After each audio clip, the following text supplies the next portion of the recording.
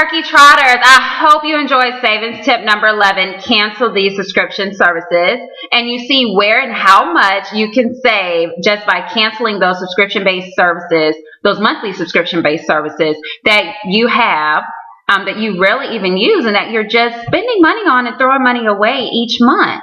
So as always, remember to keep track of your savings. To date, as we have $1,000 that we're trying to save, trying to reach before the month is out. So let's keep the savings going with our next savings challenge tip number 12, increasing your auto insurance deductible. Now let's talk about auto insurance for a minute. We all have to have auto insurance, right? Sometimes it's expensive for some of us and sometimes it may not be as expensive for some of us. But there are ways that you can save on your auto insurance deductible. So I'll give you this little tidbit from the Insurance Information Institute that talks about auto insurance deductibles and, the amounts that on average a person can save just by increasing their insurance deductible.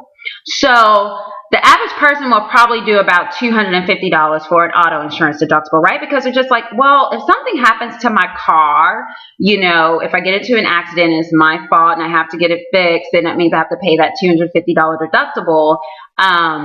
That's my portion for to get my car repaired, to get my car fixed, right?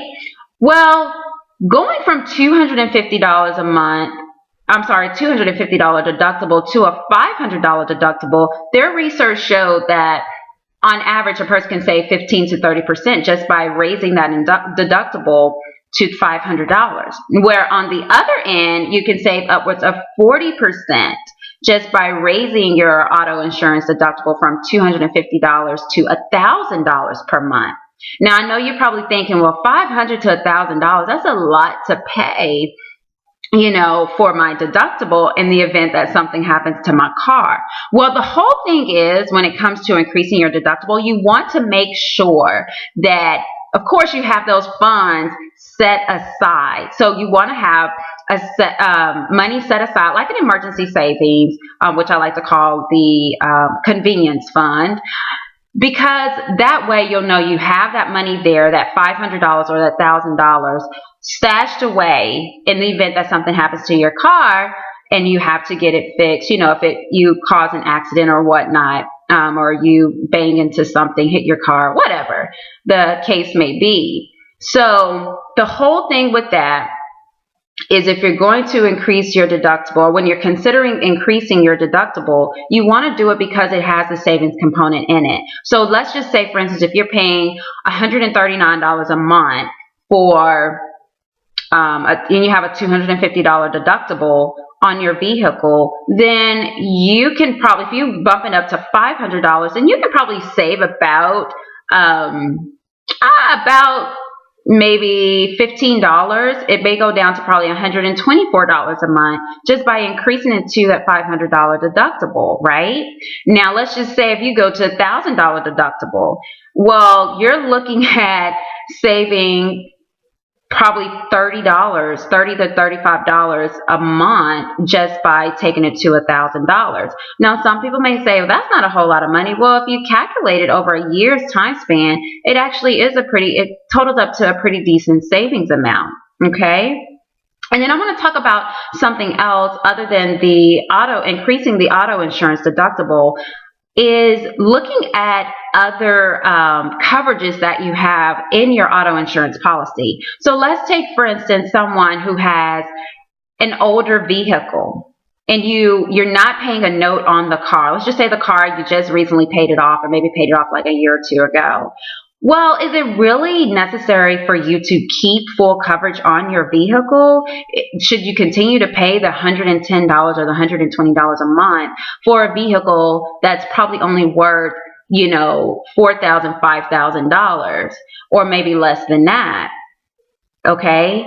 So when you look at it from that perspective, it may not be cost beneficial to continue to keep that car on full coverage, because they're only going to pay out if something happens to your car, gets totaled or damaged.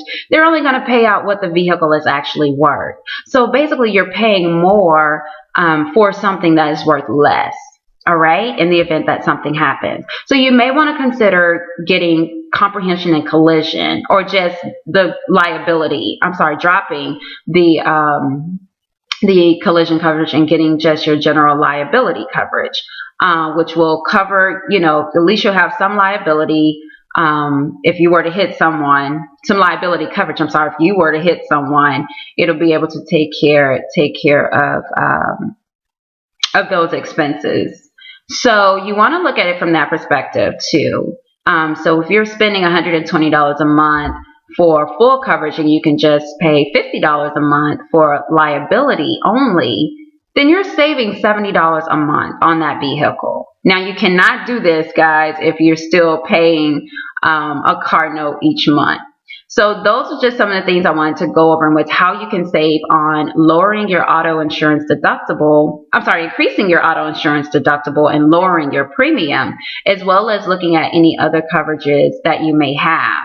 And before I end with that, I will say too, look at your rental car reimbursement and look at your towing reimbursement. Now the towing reimbursement I would probably keep. But what you're paying for rental reimbursement, let's just say 9 times out of 10, if your car needed to go to the shop, and especially if you're taking it back to the dealership, they're typically going to give you a loaner car. So you may not necessarily need a rental car, or you may not need the rental car coverage, which that can also save you, an additional on your premium as well. All right. So what I'd like for you to do, as always, your to-do, look at what you spend monthly on your auto insurance, your deductible, and all other coverages under your policy. 2, get with your auto insurance agent to determine the monthly premiums if you were to increase your deductible from $250 to $500 or from $500 to $1,000, and also dropping certain coverages such as rental reimbursement and switching from full coverage to liability only if you have an older vehicle with no loan. And if it is feasible for you, and your to-do number 3, if it's feasible for you to increase your deductible, this is pending that you have the funds stashed away to cover the deductible in the event that something happens to your vehicle, then definitely do so. All right? I hope this tip was a good one for you and that you apply it to maximize your savings. Let's stay in the race now, Turkey Trotters, and remember to provide feedback, sound off on your progress. I want to hear from you. Enjoy and happy saving.